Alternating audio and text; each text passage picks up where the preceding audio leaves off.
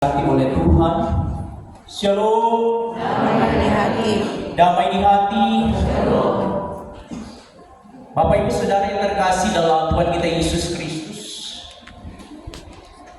Dalam dunia Timur Tengah pada zaman lampau, kita mengetahui bersama bahwa kerajaan-kerajaan yang ada pada waktu itu banyak mendirikan menara-menara penjaga, dan di situ ditempatkan seorang penjaga untuk melihat dari jauh kedatangan musuh yang akan menyerang. Sehingga dapat dikatakan bahwa betapa pentingnya tugas dari seorang penjaga ini. Mengapa demikian? Karena jika dia dari jauh telah melihat kekuatan musuh yang akan menyerang kerajaan mereka, kemudian dia tidak memberitahukan itu kepada para pengawal dan masyarakat yang ada, maka pasti benteng kerajaan itu akan runtuh dan semua masyarakat dan para pengawal pun akan mati. Sehingga dapat dikatakan bahwa peran yang sangat penting ini diberikan kepada orang-orang yang khusus untuk melakukan tanggung jawab yang besar ini. Firman Tuhan di saat ini menggambarkan bagaimana Yeskiel dipanggil Tuhan, bukan hanya berbicara tentang bagaimana menjadi penjaga yang berdiri di atas menara pengawas, tetapi Yeskiel dipanggil untuk menjadi penjaga yang mewartakan dan menyampaikan firman Allah dalam kehidupan umat. Dikatakan bahwa nubuatan yang disampaikan oleh Yeskiel lewat teks ini dianalogikan seperti pedang yang akan menyerang suatu bangsa. Di mana dikatakan di dalam firman Tuhan, jika engkau melihat ada pedang, yaitu kekuatan bangsa lain yang akan menyerang, dan engkau tidak memberitahukan, maka darah dari orang-orang yang mati itu akan ditanggungkan kepadamu. Ini hal yang pertama, Bapak Ibu Saudara. Jika Yeskiel sang penjaga tidak menyampaikan berita firman Tuhan kepada raja, penguasa dan umat, kemudian Tuhan menghukum mereka, jika ada yang mati binasa, maka Yeskiel menanggung dosa ini. Tetapi jika sang penjaga ini yang melihat kekuatan yang besar yang datang itu, menyampaikan itu kepada penguasa dan umat, dan mereka berjaga-jaga, maka ada keselamatan. Ini yang kedua, Bapak Ibu Saudara. Yang pertama, dosa ditanggung oleh Yeskiel jika dia tidak memberikan pernyataan atau menyampaikan firman Tuhan. Dan yang kedua, ketika dia memberitakan firman, jemaat mendengar, ada keselamatan. Yang ketiga, ketika Yeskiel memberitakan firman, kemudian jemaat tidak mendengar, ketika kebinasaan terjadi, maka dosa itu tidak ditanggungkan kepada Yeskiel. Mari kita lihat betapa beratnya beban dari seorang nabi Allah dalam menyuarakan kebenaran ini. Mengapa? Karena ketika dia menyampaikan kebenaran firman, bukan hanya kepada rakyat jelata, tapi dia bisa mengkritik, bahkan bisa menegur raja, pimpinan paling tinggi yang ada pada waktu itu. Dia dapat menegur kalangan bangsawan, orang-orang yang berkelimangan harta, dan dia dapat menegur orang-orang kelas bawah. Semua strata sosial itu menjadi tanggung jawab Nabi Yeskiel dalam menyampaikan berita firman. Jika kita berpikiran secara manusia, seorang nabi akan menegur raja yang berbuat dosa, pasti hukumannya adalah mati. Itu disaksikan oleh Nabi Elia ketika dia menegur raja, istri dari Raja Israel itu yang bernama Ratu Yemina mengatakan bahwa Nabi Elia telah merendahkan raja pimpinan, sehingga Elia dikejar dan akan dihukum mati. Teguran Tuhan tanpa bulu, Bapak Ibu Saudara, siapapun dia, jika melakukan kesalahan dan dosa, menjadi tugas seorang nabi untuk menyampaikan kehendak Allah. Itu terjadi kepada Raja Daud ketika dia merancangkan kejahatan kepada Uria karena mengingini istrinya. Nabi Nathan dengan tegas menegur kesalahan Raja Daud bahwa dosa yang dia perbuat berakibat dan berdampak besar. Apakah itu? Dia kehilangan anak sulungnya bersama Bathsheba. Itu karena kesalahan dan dosa mengindahkan teguran Tuhan. Sehingga di dalam pembacaan ini pun ketika diuraikan di dalam kehidupan kita selaku persekutuan jemaat, para pelayan khusus di dalamnya, para pendeta, guru agama, penatua, diaken, ketika berdiri atas mimbar gereja ini ataupun di mimbar kolom, bergumul dengan segala firman yang akan disampaikan. Sehingga bagaimana firman yang akan disampaikan ini dikatakan harus sesuai dan seturut dengan kehendak Tuhan, bukan dari sang pengkhotbahnya yang memakai kebenaran firman Tuhan untuk mencari kesalahan dari orang-orang yang tidak disenanginya, karena ada dampak yang akan teralami dari sang penjaga yang memberitakan kebenaran firman itu. Konsekuensi yang disampaikan oleh kitab Yeskiel ini menjadi peringatan yang tegas dan keras, sehingga di dalam kehidupan, dalam persekutuan jemaat yang kita jalani, dikatakan setiap teguran Tuhan lewat firman-Nya adalah merupakan sebuah ungkapan isi hati Allah untuk membawa kita menuju pada keselamatan, bukan pada kebinasaan. Namun ada kalanya kita salah mengerti dalam memahami isi kebenaran firman.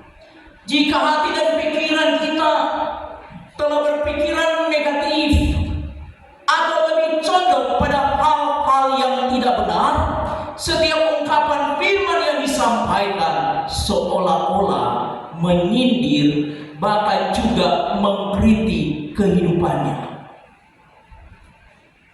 Justru sebenarnya Bapak Ibu Saudara, ketika kita mendengar firman, kemudian ada sesuatu yang bergejolak dalam hati dan pikiran kita, itu sebenarnya adalah ketetapan kehendak Tuhan untuk mengingatkan,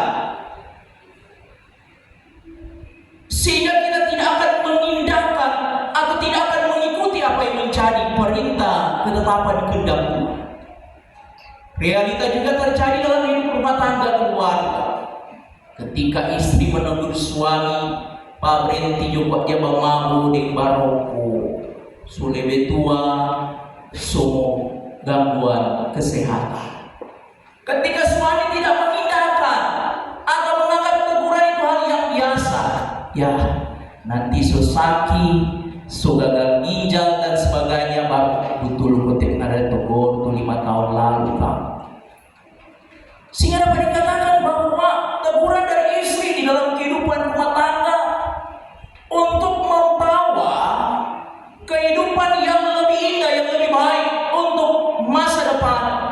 sementara disiapkan oleh Tuhan. Begitu juga ketika suami menegur istri, mah sudah juga bawa tinggi, menaik dan udara. Hal itu juga disampaikan sebagai wujud tanda kasih ketika istri mengindahkan teguran suami yang semua kronis darah tinggi. Karena di dalam kehidupan setiap orang percaya, teguran yang berisi kebenaran mampu menyelamatkan kita dari kemalangan yang ada di masa depan. Hal ini terjadi dalam kehidupan sebuah keluarga yang ada di Florida, yang ada di Amerika. Sebuah kisah nyata yang pernah kita baca mungkin lewat Facebook. Seorang ibu yang dengan penuh kasih menegur anak perempuannya ketika akan hangout atau jalan-jalan dengan teman-temannya. Ketika sebelum naik dalam mobil, sang ibu berkata, kiranya Tuhan menyertai-mu, nak. Ketika dia masuk dalam mobil, anak dari teman-temannya kemudian berkata, maaf ibu, Tuhan tidak ada tempat di mobil ini. Jika Tuhan mau, boleh duduk di bagasi yang ada di belakang. Kira-kira Bapak Ibu Saudara, 5 jam sesudah kejadian itu terjadi sebuah peristiwa yang mengenaskan. Mobil yang ditumpangi oleh anaknya dan kawan-kawannya mengalami kecelakaan. Mobil itu hancur dari bagian depan sampai bagian tengah. Dan yang anehnya, bagian bagasi tidak ada yang tergores. Dan di dalam bagasi itu ada sekeranjang telur yang tidak pecah. Ini menjadi sebuah kesaksian bagaimana teguran yang telah disampaikan tetapi diremehkan, tidak diindahkan. Hal itu juga disampaikan oleh seorang musisi yang bernama John Lennon. Dia berkata, Tuhan hanya memberi makan 5.000 orang, tapi ketika dia bernyanyi, dia mampu menghadirkan lebih dari 5.000 orang. Selesai bernyanyi, dia turun dari panggung. Seorang penonton menembak mati dia. Hal-hal ini juga yang menjadi bagian dalam kehidupan kita. Jangan pernah meremehkan dan mengindahkan segala teguran ketetapan Tuhan. Jangan kita berpikir saya hidup baik, saya hidup benar. Justru kata firman Tuhan, engkau orang benar pasti akan hidup. Tetapi jika dalam kehidupanmu engkau didapati berbuat curang, maka engkau akan mati. Bapak Ibu Saudara, ketika membaca firman Tuhan ini menjadi teguran di dalam kehidupan kita. Terkadang kita berpikir saya orang baik, saya orang benar. Tapi ternyata ketika melangkah dalam kehidupan, ada hal-hal yang dapat mencondongkan hati kita untuk melakukan kecurangan, yaitu berbalik dari kehendak Tuhan. Dan dikatakan orang benar ini pasti dihukum oleh Tuhan. Dan Tuhan tidak lagi memperhitungkan segala perbuatan baik, kebenaran yang dilakukan. Dan justru sebuah ungkapan firman yang mungkin di luar logika kita. Engkau orang jahat pasti mati. Ketika orang jahat ini, orang fasik ini melakukan kejahatan yang besar, ditetapkan Tuhan akan mati. Tetapi dalam perjalanan hidupnya ada kesadaran di dalam dirinya. Dia kemudian bertobat, melakukan pelayanan kasih dengan penuh kesungguhan hati. Dia membantu orang susah, orang-orang miskin. Maka dikatakan ketetapan kehendak hukuman Tuhan berubah menjadi keselamatan. Ini luar biasanya Tuhan, sehingga ini menjadi kesempatan di dalam kehidupan kita. Ada orang yang merasa dirinya berdosa, ada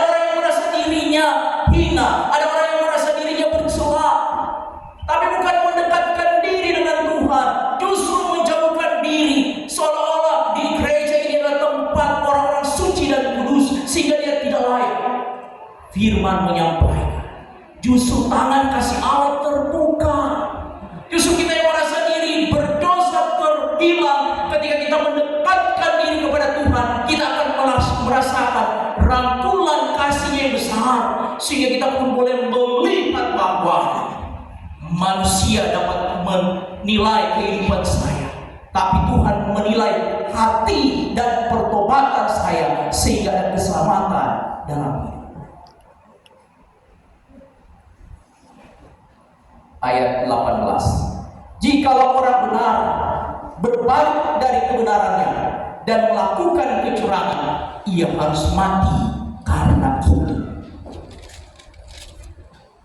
Ayat 19. Sebaliknya, kalau orang fasik bertobat dari kefasikannya dan dia melakukan keadilan dan kebenaran, ia pasti hidup karena itu.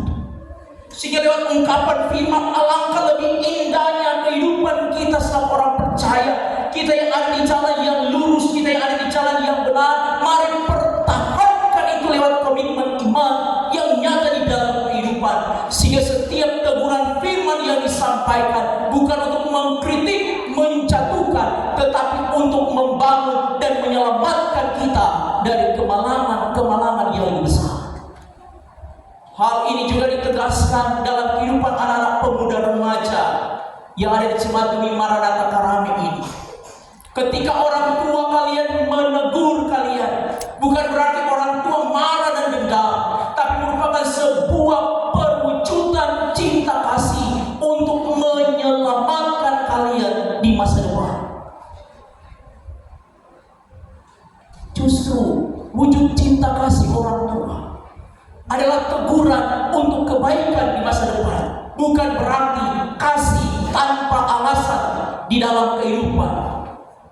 Karena ada kalanya dalam kehidupan selaku orang percaya, ketika selaku papa, mama, opa, oma tidak menyatakan teguran kasih di dalam kehidupan anak-anak muda, maka mereka tidak dapat memiliki masa depan yang indah dan terbaik. Justru mereka akan terjebak dan jatuh pada kefasikan yang ada di dunia ini. Sehingga bagaimana dalam kehidupan selaku anak-anak muda untuk menggapai kehidupan yang indah dan terbaik. Yeskiel menyampaikan bahwa mungkin orang tua tidak dapat melihat mengawasi kalian, tapi Tuhan Allah adalah penjaga yang tidak pernah terlelap dan tertidur. Tuhan Allah adalah penjaga di dalam kehidupan setiap orang percaya. Sehingga ketika orang bertutur kata, orang berpikir, bahkan bertindak, semuanya diketahui oleh Allah, dan segala sesuatu itu akan diperhitungkan di dalam kehidupan kita. Mungkin di mata orang kita terlihat baik, terlihat benar, tapi kita tidak dapat mendustai Tuhan. Mungkin di mata orang kita terlihat penuh dengan belenggu dosa, penuh dengan kesalahan, tapi di mata Tuhan masih ada kesempatan untuk melakukan pertobatan. Reward punishment menjadi pilihan dalam kehidupan Bapak Ibu Saudara. Jika ingin memperoleh berkat keselamatan, hiduplah dalam jalan yang benar tanpa menyimpang ke kiri dan ke kanan. Tetapi jika kita yang mendengarkan firman ini di saat ini mengindahkan, mengabaikan firman Tuhan, maka ada punishment, penghukuman yang Tuhan berikan dalam hidup kita. Tuhan Yesus berkati firman-Nya, berkati kita semua. Amin.